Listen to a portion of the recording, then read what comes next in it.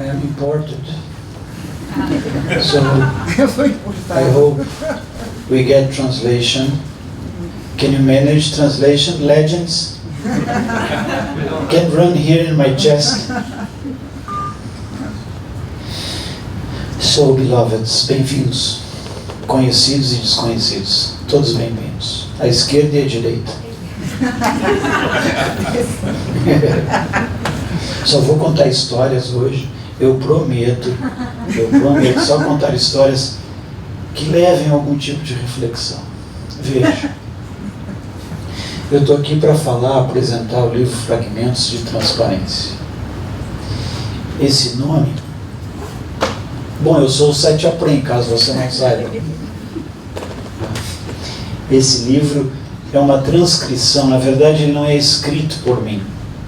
Ele é uma transcrição de falas desses eventos que nós chamamos de satsang. Satsang é, por definição, encontro com a verdade. E olha que está em falta.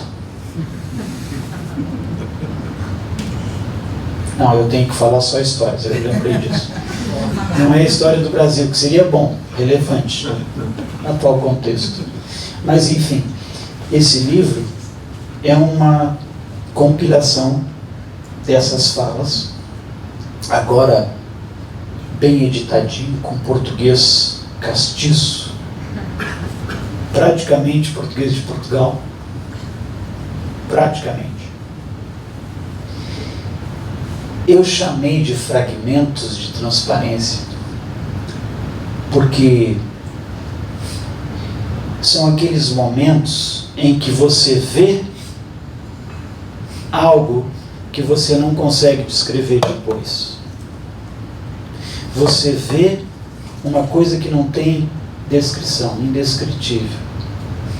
Então, como a visão humana, por séculos, tem falhado em fazer uma descrição absoluta dessa visão, eu arrisquei chamá-la de fragmentos. Por que fragmentos? Porque são peças, são pedaços de visão, sem que componham um quadro inteiro. Do meu lado, da minha limitação, foi os fragmentos, porque esse discurso não se faz com pé, tronco e cabeça. Ou seja, é um discurso sem pé nem cabeça. Então são fragmentos. De outra parte, a noção de fragmentos vem exatamente disso. É uma dica, né? Com o moderno hashtag. Como é que diz hashtag em português? Hashtag. Como é? Hashtag. Então, o hashtag aí, que quer dizer o jogo da velha, né? O jogo da velha? Então, esse jogo da velha, só para marcar, o que eu estava falando mesmo? Fica a dica. Fica a dica. Fragmentos, porque nada que o ser humano possa olhar pode ser visto em totalidade. Tudo que nós vemos são fragmentos. E tem uns que nem fragmentos vêm. O fato é que, por isso se chama satsang, é um convite. E veja, é um convite, é uma possibilidade. Todos são convidados a ver, mas os que verão são muito poucos. Porque para ver o que satsang aponta, a sua integridade egocêntrica, a sua integridade egóica, que, diga-se de passagem, não tem integridade nenhuma, é uma colcha de retalhos, vai ficar em xeque-mate. Então, o fragmento de transparência propõe uma visão. Nós vamos olhar nesse livro para coisas. Ele não é desenhado como um livro de literatura, ou seja, ele não é para entretenimento. Ele vai fazer você olhar para dentro, vai fazer questionar certas coisas. O que precisa de questionamento em você? O seu umbigo? Não, ele está no lugar certo. Não confunda umbigo com... Enfim, não confunda. Está no lugar certo. Então, não há nenhuma necessidade de questionar o que seus olhos fazem, os seus ouvidos fazem, a sua boca faz, o seu intestino faz, ou o seu aparelho excretor faz. Aliás, o que ele faz, ninguém tem nada a ver com isso. Ninguém. Não importa o que digam. Isso é liberdade, pura e simples. E isso tem que ser muito prezado. Esse livro vem exatamente para alterar os critérios, as ideias, o contexto, a estrutura mental. O que nós herdamos como educação. Eu vou arriscar dizer para você, não porque eu diga, até eu herdei essa noção e pude experimentar e verificar por mim mesmo através de um mestre, o Osho. Ele nunca chamou educação de educação, ele chama de condicionamento. Então, vocês que são bem educados, saibam que vocês não são educados, vocês são bem condicionados. Condicionados a quê? A sentir de uma certa maneira, ver de uma certa maneira, pensar de uma certa maneira, comportar-se de uma certa maneira. E basta, serve. Condicionamento. Então esse livro vem como um apelo, porque faz parte, como uma transcrição dos eventos, a um olhar para dentro. De verdade, um profundo chamado ao descondicionamento. E aqui implica uma coisa bem, que eu quero que você atenda atenciosamente. Não passa por um trajeto histórico e temporal. O descondicionar-se, na verdade, se dá em saltos, em um nível quântico, em saltos. Você sai de um lugar e vai para outro sem se dar conta como aconteceu. Mas ele praticamente muda a estrutura da sua mente. Muda a sua mente. Não, se você toma o teu tempo agora, reflete um pouquinho e considera. Se você quer que a sua mente fique intacta, não se aproxime. Aliás, ela até pode ficar intacta. Eu duvido muito, de verdade. Porque o trajeto é bem simples. Você vai ter que sair da sua mente e para o seu coração. O apelo que o Osho fez de sair da mente para o coração é para que você seja mais amoroso. Mais amoroso. Com quem? Com tudo e com todos. Quando quer que você emite ou diz algo a respeito de algo ou alguém, você está projetando a sua mente. O outro nada mais é do que uma tela. O que você está vendo é o que você pensa que você está vendo. Aliás, você pensa que você está vendo. Quando você vê de verdade, você não pode ver outro em lugar nenhum. Você vê a si mesmo. Isso é problemático para a mente compreender. E não é um estado alucinado ver o outro como você mesmo. É a natureza descondicionada, a natureza incondicional, aquilo que você é. Não importa o que aconteça. Então veja, agora as histórias, já que eu estou nessa. A questão do ver. Um imperador muito democrático, se é que isso pode existir.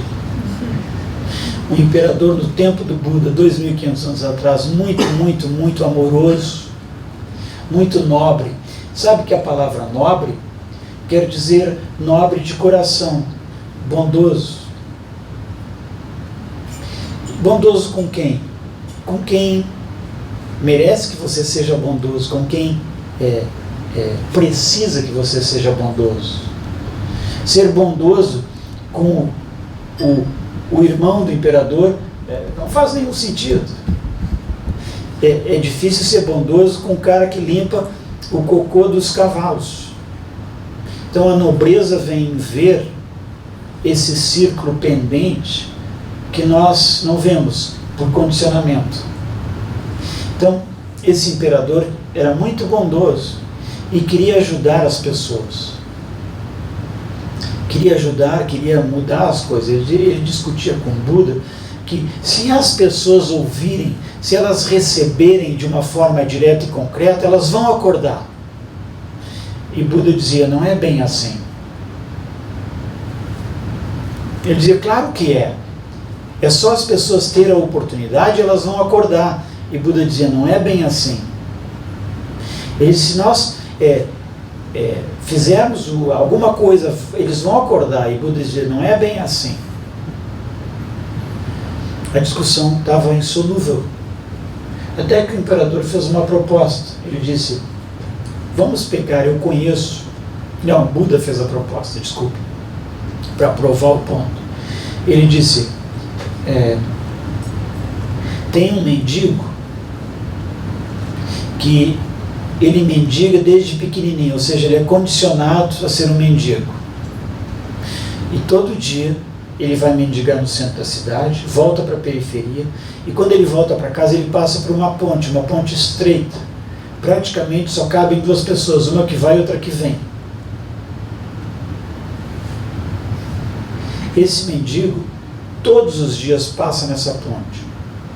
Eu vou provar para você que só uma pequena ajuda muda a vida de uma pessoa. Então, o imperador disse, eu vou colocar um barril de ouro, pedras preciosas, no centro da ponte. Ele vai encontrar esse barril e nunca mais vai precisar mendigar. E Buda disse, vamos ver. Então, o imperador colocou aquele barril cheio de pedras preciosas e ouro. E o mendigo já vinha a noite caindo, vinha pensando no seu futuro. Imaginando que seu condicionamento e o seu passado já estava condicionando a nível profundo. Ele começou a imaginar que quando ele fosse mais velho, de pobreza, de sujeira, de falta de, enfim, de doença, ele estaria cego. Então ele resolveu aquela noite passar pela ponte de olhos fechados para já ir praticando o destino dele. Então, quando ele chegou perto da ponte, ele fechou os olhos, foi tateando, agarrou-se no, como é que fala, no corrimão da ponte, e foi passando bem pertinho do corrimão, devagarinho, passou pelo tonel de joias preciosas e chegou em casa são e salvo. E Buda disse, está vendo? Eu posso dar pérolas, eu posso dizer, mas se você não estiver pronto para receber, não adianta. Então veja, acordar, você vai ter que abrir-se de uma maneira que na verdade é inimaginável para a mente condicionada essa possibilidade. É impossível. Então, demanda de você, num sentido abstrato aqui, porque não há como você mudar isso, mas na medida que você ouve essas histórias e os apelos da consciência para que você desperte, pode que um fragmento, outro fragmento, devagarinho. A mente tem pressa, ela busca metas, resultados, né? Ela acredita em choque de gestão. Muito embora isso cause ou seja inverossímil, o fato é que você vai ter que se abrir de uma maneira que para a mente será nefasto, porque vai mexer naquilo que você acredita. E veja, observe, na medida a consciência, se ela foi tocada, ela altera tudo que você toca. De nenhuma maneira a sua tomada de consciência não vai interferir no jeito que você vê o mundo. E o jeito que a consciência vê o mundo é bem simples. Não tem outro, só tem consciência. E amor é o que metaboliza esse processo.